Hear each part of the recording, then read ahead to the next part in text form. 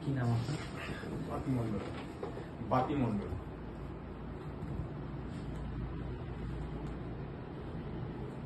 বাপি মন্ডল। ডাকনাম কিছু আছে? না। গোত্র?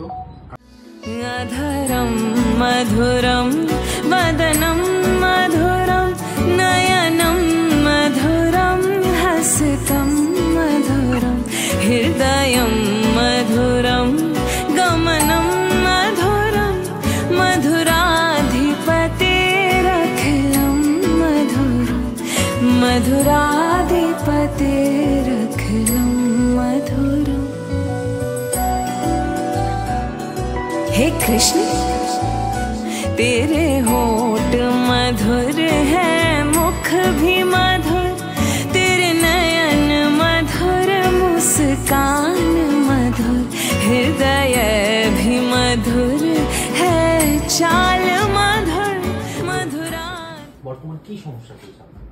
আমার সমস্যা হচ্ছে 3 বছর থেকে ঘুম হচ্ছে না। একটু জোরে বলুন, শুনতে পাচ্ছি। 3 বছর থেকে ঘুম হচ্ছে না। 3 বছর ধরে ঘুম হচ্ছে না। আর মনে হচ্ছে যে কি সুসাইড করে নি। আর ঘুমের জন্য সুইসাইড করে নিন? আর কি হচ্ছে?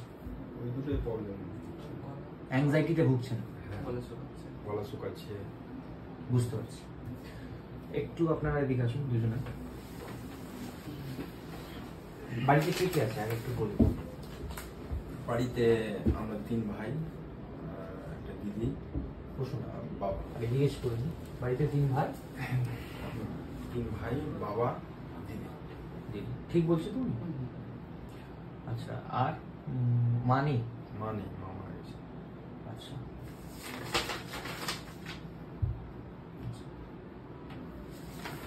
আমি দুটো করে পয়েন্টস দেখাচ্ছি, আপনি দুটো করে দেখুন। এদিকে আসুন, দুজনে আসুন, ক্যামেরাটা এদিকে আসুন। অনেক ভালো মনের বর্তমান ডাউন যাচ্ছে, শরীর খারাপ যাচ্ছে, কোনো কিছুতেই মন লাগছে না, ইনসোমেনিয়া, স্পেলিংটা একটু মিস্টেক আছে, এ হবে, হ্যাঁ। ইনসোমেনিয়া মিন্স ঘুম না হওয়া, ইভেন অ্যাংজাইটিতে ভুগছে। এই যে সুইসাইড টেন্ডেন্সি আসছে, সেটার জন্য মানে হচ্ছে অ্যাংজাইটিতে ভুগছেন। মা মারা গেছে, একটু এদিকে ক্যামেরা। মা মারা গেছে, সেই সময় বাড়িতে কোনো বিয়ে হবে, তখন কোনো বিয়ে হচ্ছিল বাড়িতে? হ্যাঁ, আমার দিদি। কার? দিদি। আচ্ছা। জীবনে কোনো মহিলার দ্বারা ফেসে গেছিল? কোনো মহিলার দ্বারা ফেসে গেছিল জীবনে? হ্যাঁ, ফেসে গেছিল। কেরিয়ার জীবনটা একটু, কেরিয়ার জীবনটা বলুন তো, কি করেন, কর্ম কি করেন? মালদা মেডিকেল কলেজে সুইপার পোস্টে কাজ করেন। এদিকে এদিকে। কেরিয়ার জীবনটা government job, D group. D group তো? D group, municipality, hospital or block. তো আপনি বললেন মেডিকেল কলেজ, তো হসপিটালই হচ্ছে। আচ্ছা। প্রচন্ড ভাবে ভেঙে পড়েছে, আপনি কি প্রচন্ড ভাবে ভেঙে? বাড়িতে কোনো মহিলার অকাল মৃত্যু, ফাঁসি লাগিয়ে হয়েছে, কার হয়েছিল? ঠাকুরমা। কিভাবে মারা গেছে? ফাঁসি লেগে মারা গেছে। শিওর? হ্যাঁ। বাড়ি থেকে একটু দূরে, আচ্ছা আমাকে একটু বলুন, আপনি ক্যামেরাটার দিকে করুন। আচ্ছা, ওইদিকে ক্যামেরা দিকে।